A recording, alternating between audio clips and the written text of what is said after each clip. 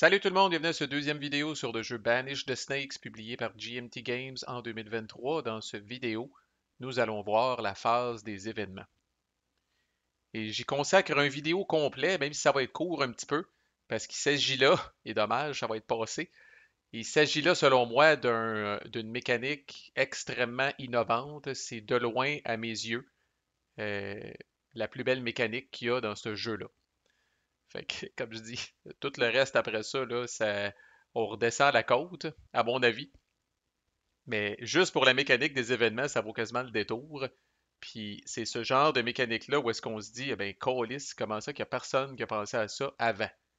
Comment qu'on peut être rendu en 2023 avec des milliers, en fait, probablement des dizaines de milliers de board games qui sont sortis? En fait, ça a probablement déjà été fait. Il y a quelqu'un dans les commentaires qui va dire, oh, Marco, hostie, dans cet euro-là ou dans ce style de jeu plate-là que je n'ai pas joué, ça existe.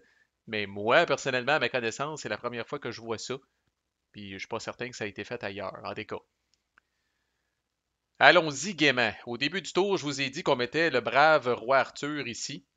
Puis là, on construit le deck d'événements, puis on brasse ça. Quand arrive le tour d'un joueur, la toute première chose qu'il fait, c'est qu'il va prendre la première carte du deck d'événements, puis il va venir la crisser ici. Fait que là, je vous ai préparé un petit tas d'exemples. Donc ça, c'est arrangé avec le gars des vues, là, mais normalement, je répète, on pige aveuglément du dessus du deck. Et là, ce qu'on remarque sur ces cartes-là, bon, d'abord, il y a du flavor. Ensuite, il y a le nom de la carte. Ben, dans tous les cas, c'est pas très. C'est des affaires qui sont pas nécessairement très importantes. En dessous du titre de la carte, par contre, vous allez avoir. Je suis aussi bien de zoomer, esti, parce que le zoom naturel de Vassal n'est pas par jeu. En dessous de la carte, vous allez avoir un effet ici, là, ça, c'est quelque chose qui doit être fait immédiatement. Typiquement, vous allez, mettons, perdre la dévotion, il y a une église qui va être saccagée, vous allez devoir bouger votre personnage, bon, peu importe, là. Dans ce cas-là, on remplace un païen dans n'importe quel area. Que, voilà, on verra là, les règles de remplacement plus tard. Puis là, après, vous avez un paquet de texte à côté d'un paquet de couleurs. Et là, ce que vous allez faire, c'est que vous allez regarder la carte qui est juste à gauche, la flèche qui est là, la couleur de la flèche, puis où est-ce que ça pointe, c'est l'événement que vous allez faire. OK? Donc, puis là, dans le fond, plus les événements sont, plus ce sont des couleurs chaudes, plus c'est problématique, là. Fait que rouge, c'est les pires événements. Après ça, orange, jaune, vert et bleu. D'ailleurs, sur la majorité des cartes, c'est le cas sur cette carte-là, ça peut arriver que l'événement rouge est très négatif, l'événement bleu est positif, puis là, entre les deux, ça dépend. Là, vous allez avoir une gradation du positif au négatif ou vice-versa, là, dépendamment comment est-ce qu'on le regarde. Mais quand on a une carte ici, puis là, le jeu est clément, vous faites commencer, comme je disais, avec le bon roi Arthur qui pointe avec sa flèche bleue. Donc là, j'ai tiré la carte sacrifice humain. Puis là, je vais faire l'événement bleu de ça.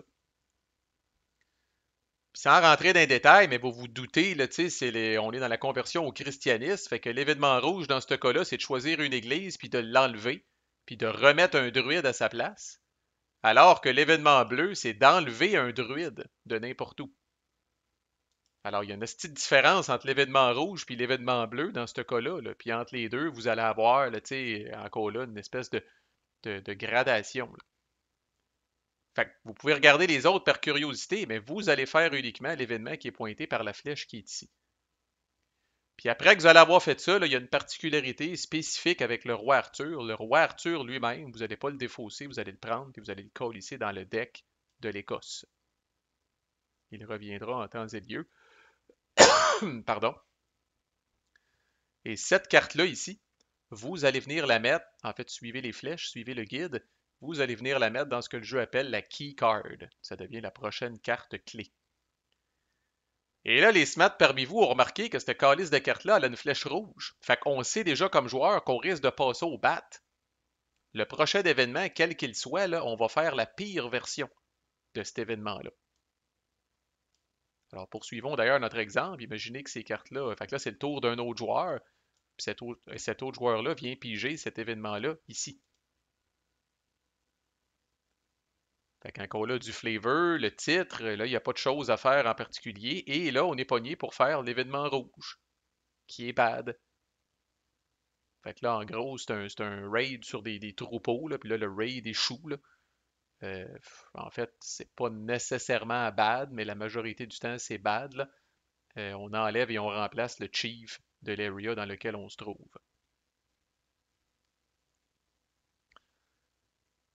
Puis là, vous aurez remarqué ça, c'est pas pour rien que je présente les exemples dans un certain ordre. Fait que voici une carte où le orange et le jaune sont mergés. Et le vert et le bleu sont mergés aussi. Alors, il n'y a que trois événements au final sur cette carte-là. Autrement dit, sur cette carte-là spécifiquement, il n'y a pas de différence entre une flèche orange ou jaune, puis il n'y a pas de différence entre une flèche verte ou bleue. Mais le rouge a son petit événement vraiment particulier, puis nous autres, c'est lui qu'on a pogné. Fait que même principe, on ferait ça. Là, cette carte-là n'étant pas le roi Arthur est une exception, je le rappelle. Cette carte-là, elle est défaussée ici. Et cette carte-là vient prendre sa place.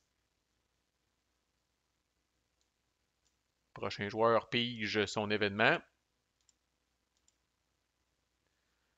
Puis voici un autre exemple là, où j'ai quelque chose à faire dès que l'événement est révélé. Puis après ça, voici un cas où le rouge et l'orange sont mergés, mais jaune, vert et bleu sont uniques.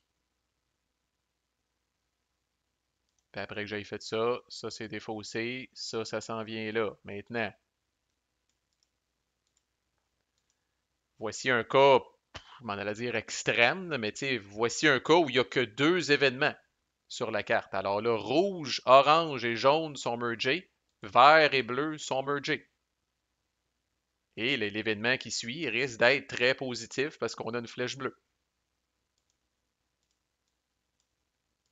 Et le vrai cas extrême, le voici. Fait que des fois, vous allez tirer un événement comme ça où, peu importe la calice de flèches que vous aviez ici, vous faites ça. Alors là, la façon de voir ça, c'est que les 5 couleurs à limite ont été mergées, puis il n'y a qu'un seul événement qui est celui-là ici. Et voilà un cas où on pleure comme joueur parce qu'on avait une belle flèche bleue qui nous promettait des jours meilleurs et un très bon événement. Malheureusement, on se fait fourrer par le deck, puis on révèle cette style d'affaire-là chiante qui aurait été exactement la même affaire qu'on ait eu une flèche rouge ou une flèche bleue. Mais là, le Chris, il nous met une flèche rouge après.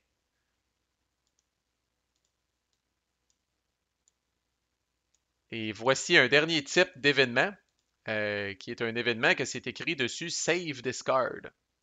Alors ça, ce que ça veut dire, c'est que cette carte-là, en fait, va demeurer en jeu en possession du saint dont c'est le tour en ce moment. Fait qu'admettons que c'était notre ami le joueur rose qui est en train de jouer, là. Il prend cette carte-là puis il vient la crisser sur son player board. Si vous jouez avec un, deux ou trois saints, peu importe le nombre de joueurs, là, même si vous jouez en solo avec trois saints, vous êtes considéré comme contrôlant trois saints pour les fins de cette règle-là. Chaque saint peut garder jusqu'à trois cartes. Par contre, dès que vous jouez avec quatre saints ou plus, chaque saint ne peut garder que deux cartes. Puis là, c'est le principe, si vous en avez trop, vous choisissez laquelle que vous gardez, puis vous en collissez une aux poubelles.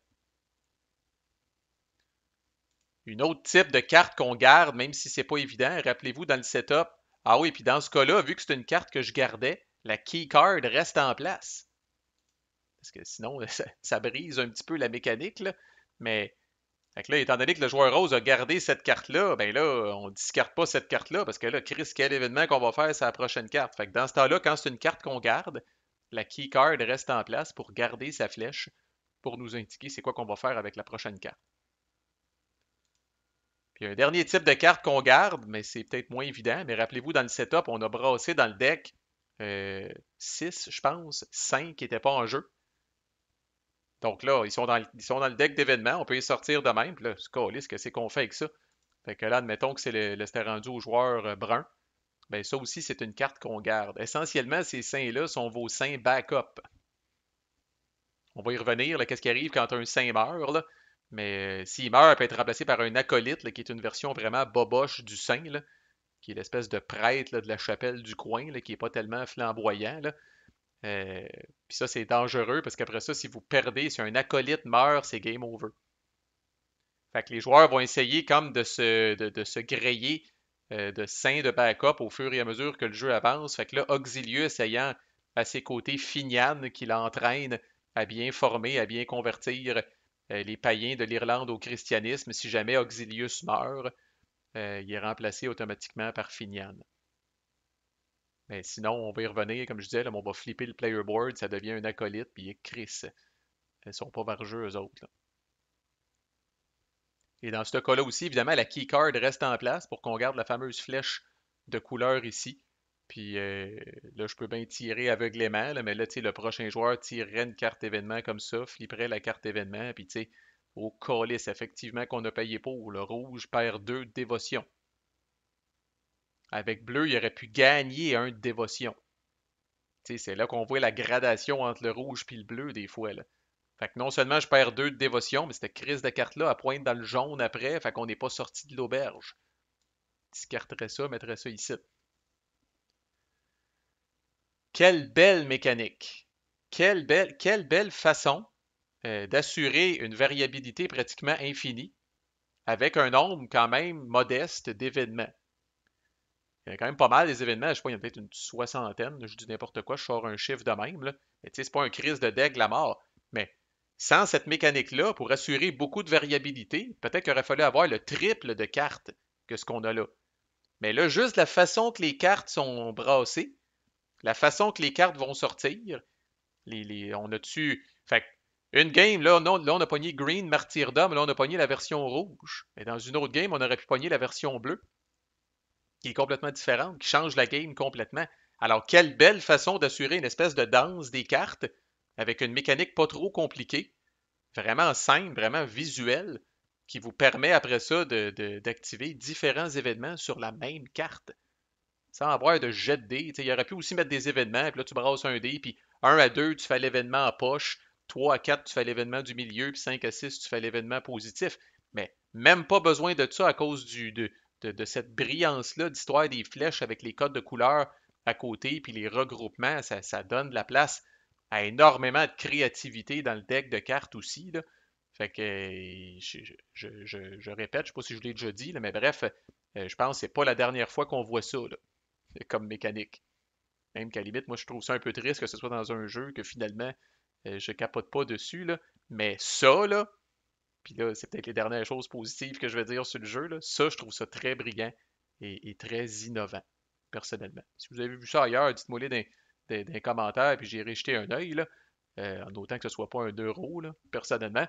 Mais, mais voilà, bon, ceci étant dit, là, comme je disais, toute bonne chose a de fin. Alors, je vais m'arrêter ici.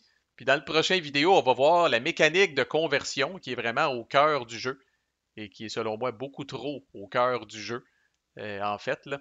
Fait qu'en tout cas, les détails dans le prochain vidéo, mais c'est un jeu de conversion au christianisme, puis là, on va voir comment faire de la conversion, puis je vais vous dire ce que je pense de ça.